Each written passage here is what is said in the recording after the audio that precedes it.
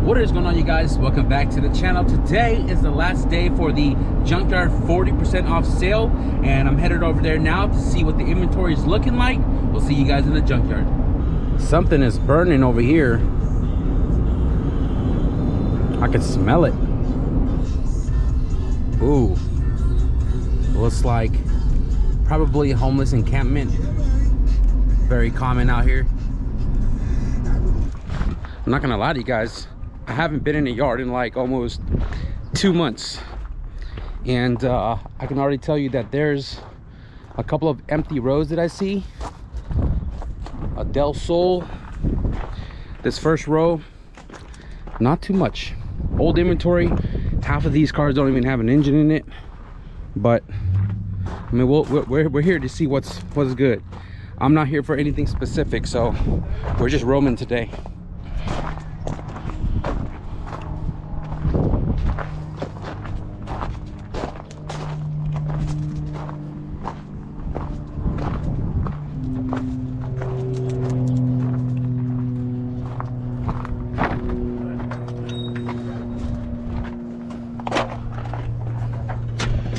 What the heck are these? This thing is ugly. Are these even Del Sol seats? I can't tell.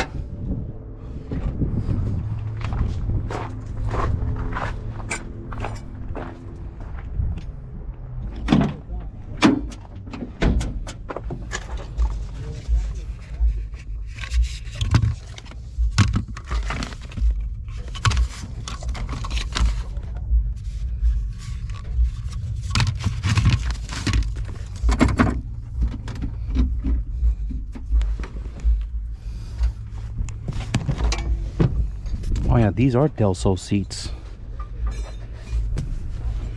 Interesting pattern. I don't know if this is factory or not, but already stripped down for the most part. A lot of you guys have been asking about Prelude content, right? Well, here you go. Prelude.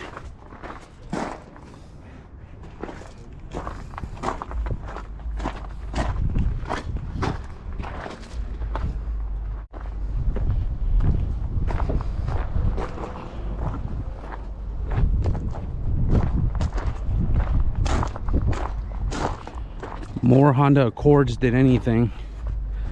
All you F series guys and K and J series guys.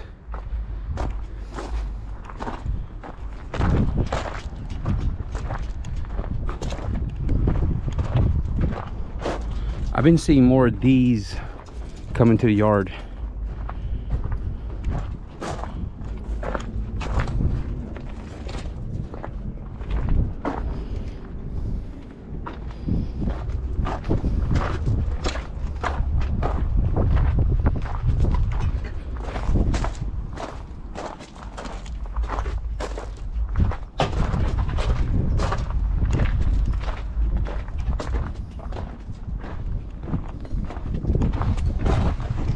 Sun's blazing today.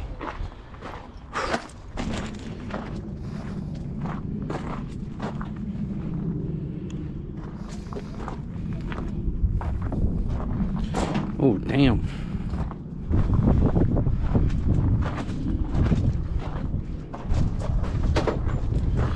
I remember having these seats. These are nice, actually. I had this in the H22 race car. Oh wow, I could probably use this loom right here.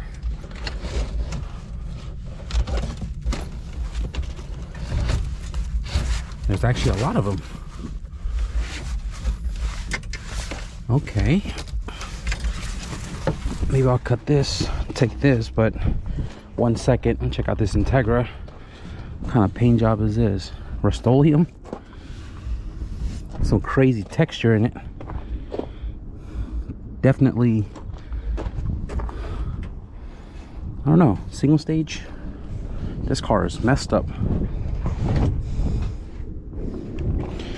No, this is single stage, not Rust-Oleum. Almost had me fooled for a second. This is how well you can make Rust-Oleum look. Got the ejectocito button right here, And this thing is also stick shift. Super overlooked it. I mean, it still shifts, but this car is freaking toasted. You can see how messed up the dash is, the door. Holy crap, the windshield came in. Yeah, I'm gonna go ahead and just cut this and keep it moving. And also, guys, this is a H23A engine that's in this Prelude.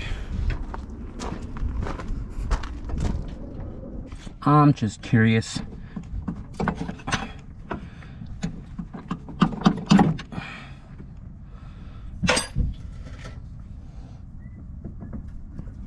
The axle doesn't come out because it's wedged between the subframe.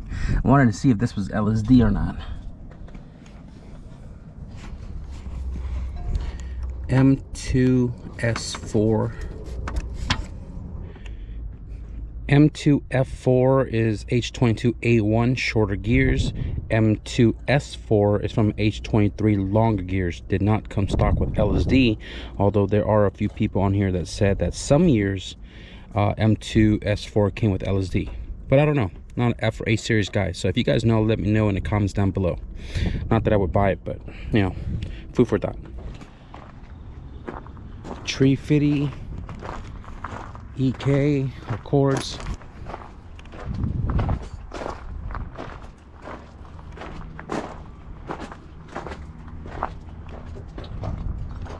All the cars that I have set for alert comes with pictures, and all of the cars that I was interested in shows that it doesn't have an engine in it. So like I said, we're really just checking out the inventory. A lot of empty rows over there as well too.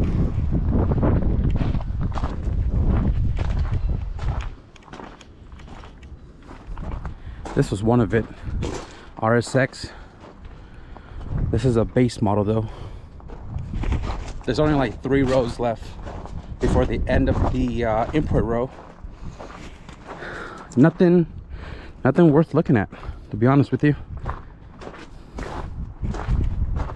I also don't think this yard has any G20s, because somebody busted the window on Big Bertha trying to break into it or something, and I need to repair it so they don't continue breaking it. But we'll check out those row over there in just a moment. Let's see what's over here, or this row.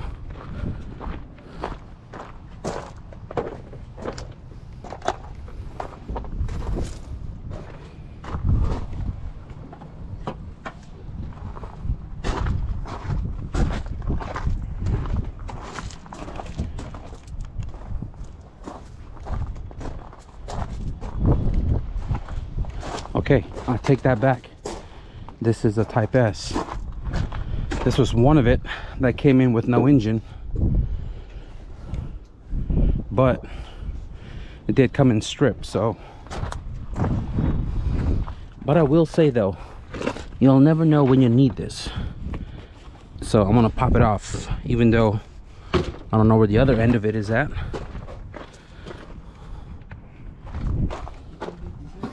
Okay, it was mounted on the fender and the other one's gone. This is the fender.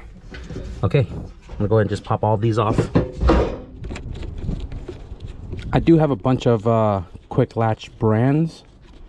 This feels cheap, but I mean, why not? It's complete. Didn't realize these RSX came with this giant bar right here. I believe like the CTR or something, another Honda came with this bar as well too. Golden era Honda, not the newer ones. This is what I mean by cheap, right? And then this one, basura.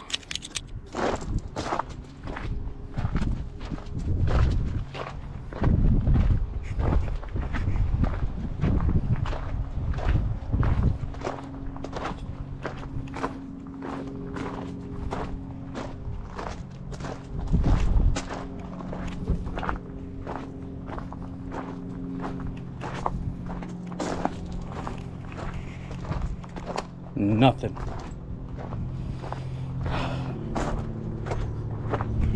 I don't remember the last time I've ever seen a G20 in here. It's been a while actually. So highly doubt that they'd have one here, but I didn't check the inventory either.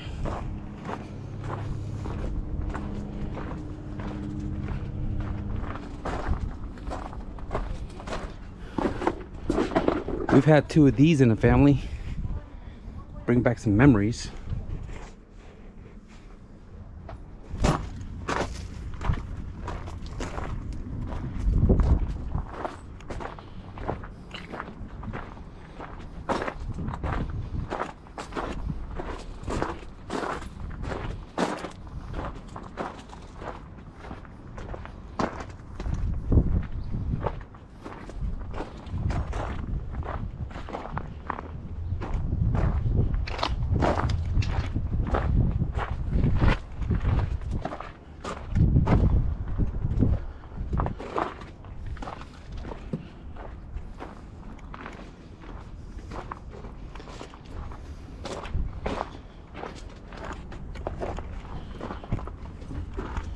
Damn, they stripped this thing.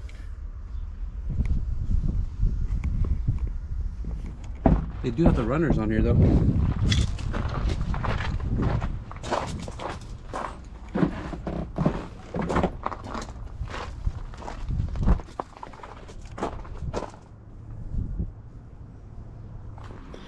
I remember having one of these. We had the, I believe it was like silver and blue. And then we T-boned our neighbor. When people don't stop at the intersection and we have the right of way. How?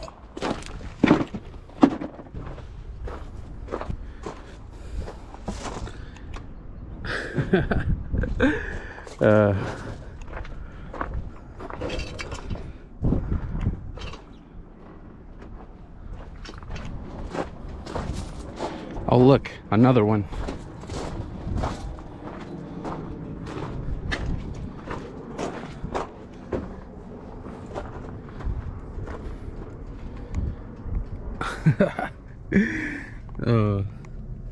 When I paid to get into the junkyard today, the admission went up to $4, and it used to be $2 for the longest time. I've been going to the yard for like 15 years, and this is the first time I've seen them go up in price to $3. And if you're a toolkit member and use your card, it drops it back down to $2.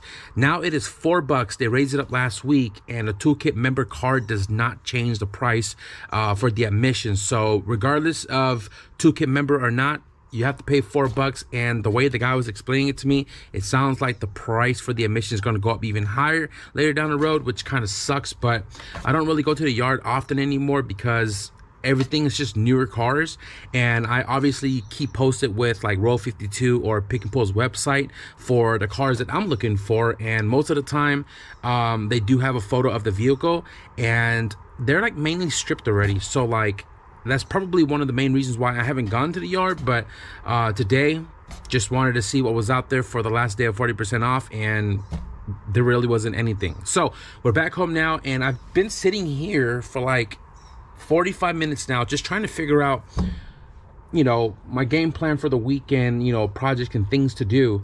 And I was looking around for all of my injector boxes, and I kind of went through most of it already, and I came across this box right here for my Skunk 2 grams injectors. And inside here we have my stock K20 injectors. I actually have a bunch of them, but this is the only set that's not broken on the tip right here. So what I'm going to do right now is I'm going to wire all the factory plugs back into the Wagon, and I'm going to run these stock injectors for now, because if you guys have seen the video up to this point, one of you guys was like, the Wagon became a parts car. The reason why I started tearing a lot of stuff out of the Wagon, the injectors, the turbo kit and everything, is because I want to utilize the bigger stuff in the sedan to ensure we make the power goals we're looking for. The Wagon, before I even took anything apart, everything I took out of it, I have replacements for it. So I took the ID 2000s out of the Wagon for the sedan, which I have FIC 1650 replacements for them right here. These were also cleaned by Nomis Industries. These are going to be going into the wagon.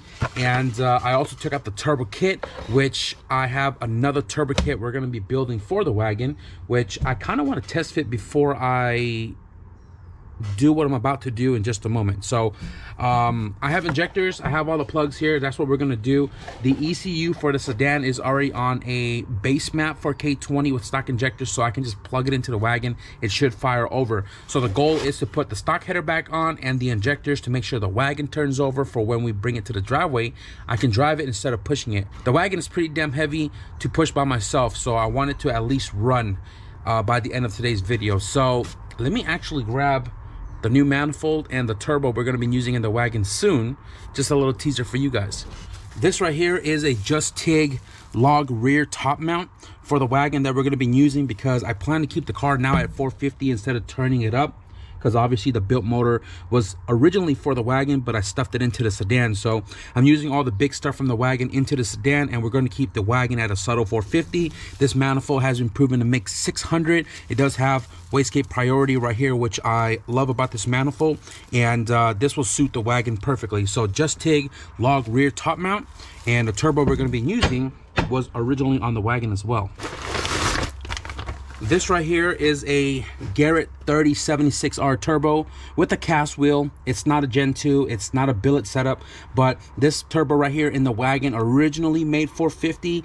This turbo and manifold is what we're going to be running in the wagon when time comes. Right now I got to figure out the cars on the driveway first before we switch the wagon over. I'm going to find two hardware to mount this turbo onto the manifold, and then we're going to go test fit it in a car just to get a general idea of how everything fits. And then we'll put the stock header and injectors back into the wagon to try to turn it on today.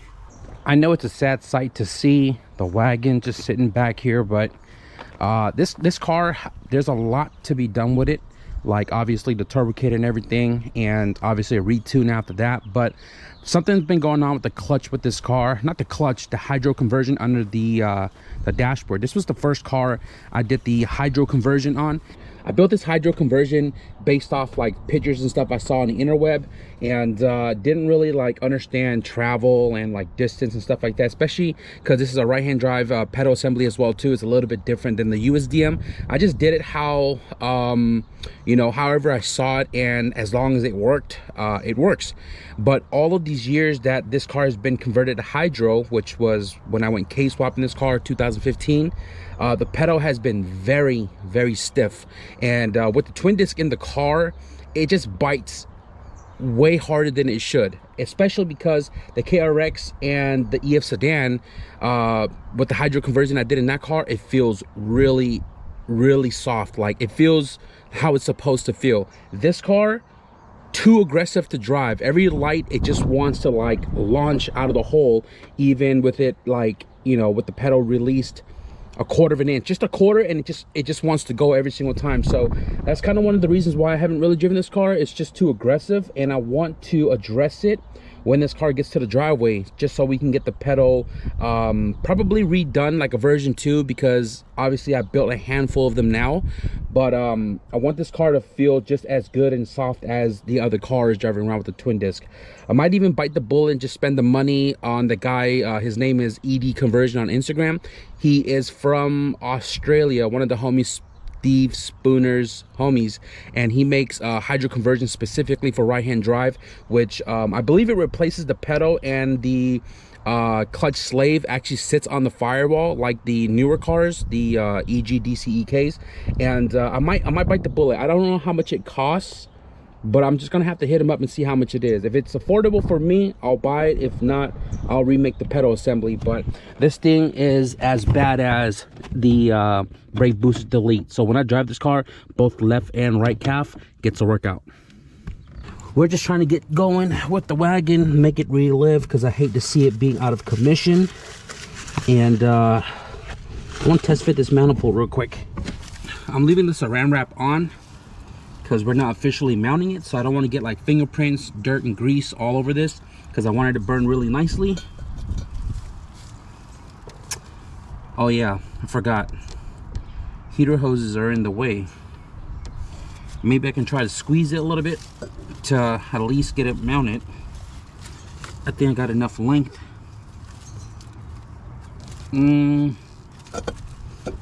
Now I am aware of it. I spoke to Juan about it, and he did mention that this will need to be rerouted. Probably not going to reroute it right now because obviously we're not doing the turbo setup right now, but okay, well, this gives me an idea. Even if I can't fit it today, this right now is giving me an idea on what I have to do when I do end up building the turbo kit. Freaking Lucy caught a bird and trying to save his ass. Bro, can you fly or what? Can you go? Or are you just gonna hang out?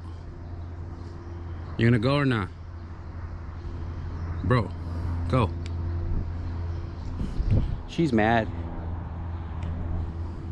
Bud, go. Go. Doesn't want to fly. Since you didn't want to leave my hand, put your ass in here overnight.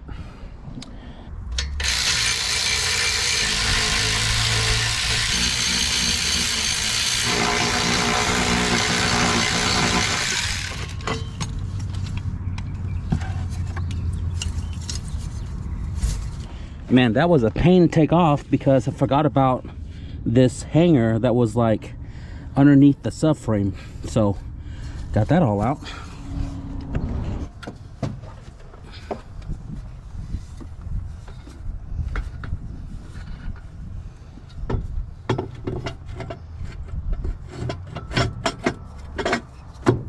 This entire engine bay needs a real deep cleaning.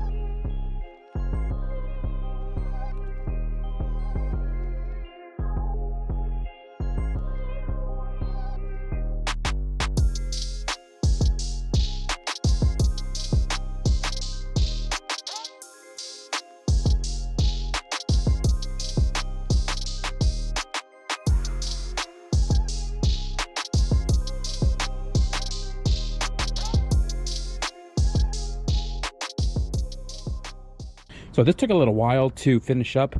The wiring harness for the injector has been snipped so many times that the wire itself is actually short, and all of my injector wiring are short itself, and it was kind of hard to get enough length to ensure that we can reach the injectors. But nonetheless, they're all done. Fuel rails back on, fuel line, got the fuel feed blocked off with the fitting right here, got the return blocked off with a bolt and a worm clamp. Header is on and bolted to the exhaust system, and there's no reason why this thing shouldn't start, aside from probably a dead battery. But I don't think the battery's dead. This does have a 4-bar, and my map on the computer is for Omni 4-bar, so I'm not worried about that. Everything else, stock K20A2, it should fire over like the sedan.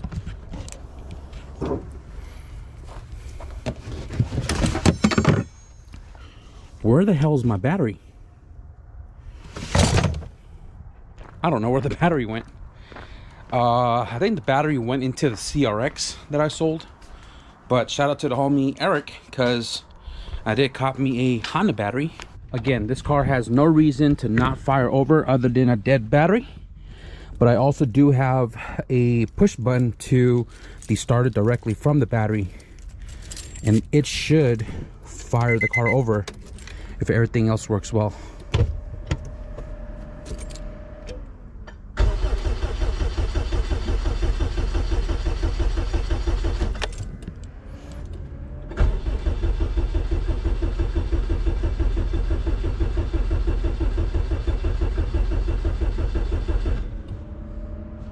Now, before I end the video, I want to show you guys Big Bertha real quick.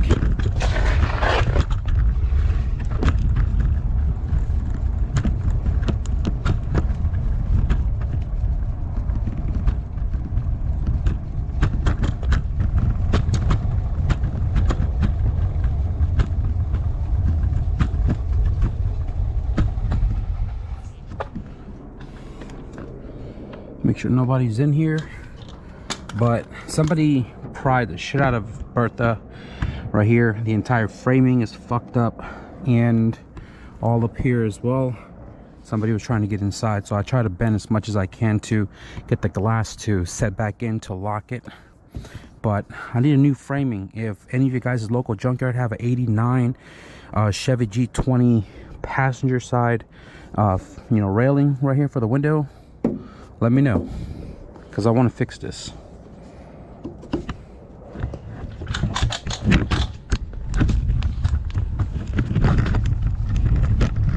All right, guys, so we're gonna wrap up this video right here. We went to the junkyard just to check out the inventory. Nothing worth looking at unless you're looking for those newer cars, the Accords, the Camrys, the Scion XBs. Those are what's been coming in as of late. Rarely see any golden era Hondas anymore. Integras that come in already stripped, RS6 that come in are stripped. TSX, you know, sometimes the engines are still there. They're becoming more widely available that, you know, I'm not really in a rush to yank it out of the car when I see them, you know, and everything else, something I'm not interested in. Came back home, decided that I wanted to tinker with the wagon a little bit. I was trying to get it running again. I actually don't remember the last time I got it running. I don't remember all the stuff I've taken out of it, but everything that I've taken out that I can remember that I can account for the sedan, I do have replacement for the car. FIC 1650, Just TIG log top mount, GT 3076. Right now I just wanted to get it running all motor first, and that way, you know, we can move it up to the driveway much easier. Unfortunately, the car didn't turn on today. I killed the battery, so that is currently on the trickle. Shout out Jonathan for this right here. So this is charging.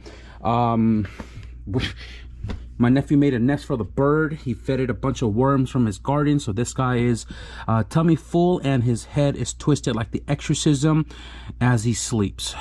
He's sleeping standing up as well too. I think this bird is a juvenile because it's not really flying, and it's like calling for food. You know how when birds feed their little ones, they're like chirp chirp chirp. That's what it was doing. My nephew fed it a bunch of worms. Anyways, we have a freaking bird now.